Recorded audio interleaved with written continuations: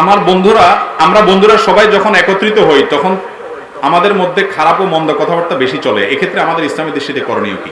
বন্ধুরা যদি একসাথ হন আর বসে খারাপ আলোচনা করেন, তাহলে বুঝতে হবে আপনার বন্ধু নির্বাচনে ভুল হয়েছে। আপনি এমন কিছু বন্ধু নির্বাচন করেছেন যাদের মধ্যে আল্লাহর ভয় নাই, যাদের মধ্যে রাসূল সাল্লাল্লাহু আলাইহি সাল্লামের হাদিসের ব্যাপারে সতর্কতা নাই, যাদের মধ্যে আখিরাতের ভয় নাই।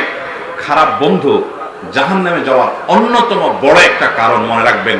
আল আখিল্লা বা'দুহুম ইয়াওমাইদিন আদুউল লিবা'দিন ইল্লাল মুত্তাকিন।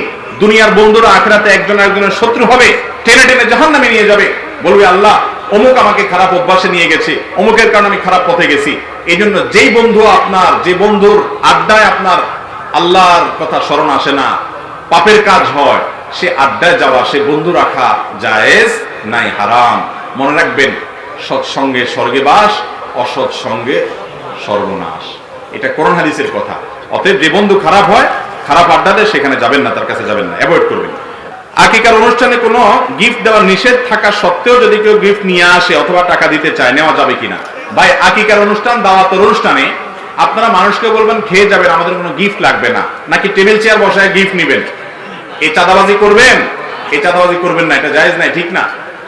আর যদি কেউ নিয়ে আসে খুশি মনে, আন্তরিকতার সাথে, মহব্বতের সাথে, সেটা গ্রহণ করতে কোনো অসুবিধা নাই।